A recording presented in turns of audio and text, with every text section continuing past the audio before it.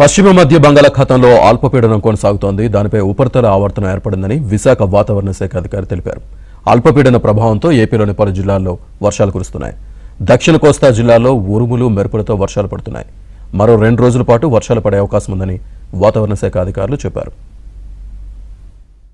ఇది రాబోయే 24 గంటల్లో పశ్చిమ వాయువ్య దిశలో పయనించి ఉత్తర ఒడిశా, జార్ఖండ్ మరియు ఉత్తర ఛత్తీస్గఢ్ మీదుగా పయనించే అవకాశం ఉంది. దీనికి తోడుగా నైరుతి ఋతుపవన ద్రోణి దేశంలోని వివిధ ప్రాంతాల మీదుగా పయనిస్తూ బికనేర్, జైపూర్, దామో, పెంద్రా రోడ్, సంబల్పూర్తో పాటుగా ఈ సుస్పష్ట అల్పపీడన కేంద్రం మీదుగా ఆగ్నేయ దిశలో పయనిస్తూ తూర్పు మధ్య బంగాళాఖాతం వరకు కొనసాగుతుంది.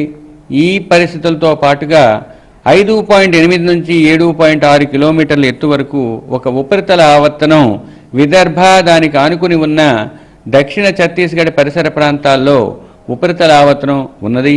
ఈ కారణాల వల్ల రాష్ట్రంలో రాబోయే 24 గంటల్లో ఉత్తర దక్షిణ కోస్తా జిల్లాలపై తేలికపాటి నుంచి మోస్తరు వర్షాలు పలు ప్రాంతాల్లో పడే అవకాశం ఉంది.